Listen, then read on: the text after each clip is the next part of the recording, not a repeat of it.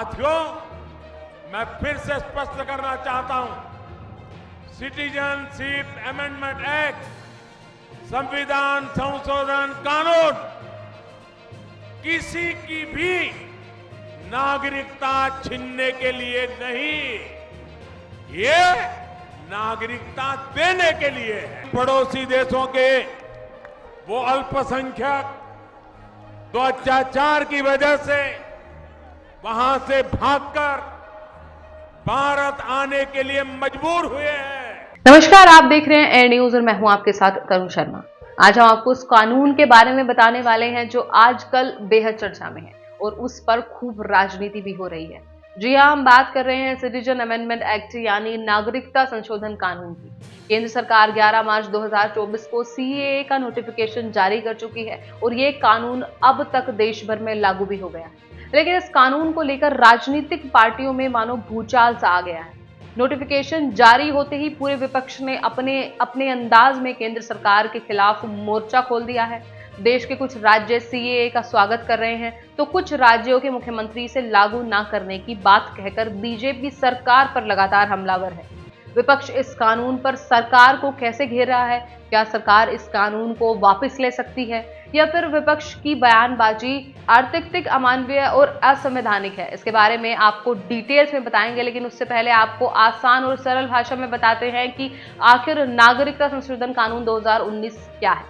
सरल भाषा में अगर समझे तो ये कानून पाकिस्तान, बांग्लादेश और अफगानिस्तान से आए गैर मुस्लिम शरणार्थियों को भारत की नागरिकता देने से जुड़ा है। इस कानून के मुताबिक 31 दिसंबर 2024 या उससे पहले भारत आए हिंदू, जैन, ईसाई, सिख, बौद्ध और पारसी समाज के लोगों को भारतीय नागरिकता दी जाएगी। सरकार के इस फैसले का विपक्ष खुलकर विरोध कर रहा है। वहीं सरकार का कहना है कि इस कानून का विरोध बिल्कुल व्यर्थ है, क्योंकि इस कानून में किसी भी भारतीय की नागरिकता छीनने का कोई भी प्रावधान नहीं है। अगर विपक्ष के बयानों को सुने और समझे तो ये विरोध बिल्कुल तर्कसंगत नहीं लगता है। ये तो सब जानते हैं कि हमारे मुस्लिम बहुल पड़ोसी देशों में हिंदुओं और बाकी जाति धर्म के लोगों के साथ साथ धार्मिक आधार पर अमानवीय व्यवहार और उत्पीड़न किया जाता है और बदस्तूर अभी भी जारी है। अल्पसंख्यकों के संरक्षण के लिए बने नेहरू लियाकत समझौते के अनुपालन में पाकिस्तान के विफल होने के बाद वहां रहकर धार्मिक उत्पीड़न झेल रहे अल्पसंख्यकों को स्वीकार करना हमारी सरकार का संवैधानिक दायित्व है, जिसकी बुनियाद पर ही देश में सीएए लागू किया गया है। पाकिस्तान ही नहीं, अफगानिस्तान और बांग्लादेश में भी ऐसे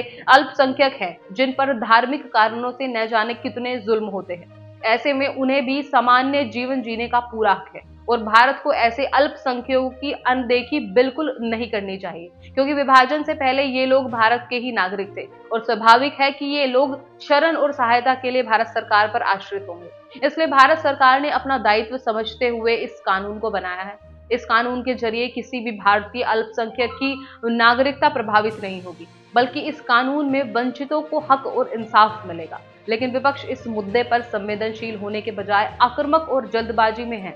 देश में आम चुनावों की आहट है और ऐसे में इस मानवीय और संवैधानिक कानून का स्वागत करने की जगह विपक्ष इसका विरोध करने में व्यस्त। लेकिन अब देखना दिलचस्प होगा कि आने वाले चुनावों में सरकार के इस मास्टर स्ट्रोक का जनता कितना साथ देती। इसके साथ साथ इस रिपोर्ट में बस इतना ही। देश और दुनिया की तमाम खबरों के लिए आप बने रहिए एयर न्यूज के साथ। नमस्कार।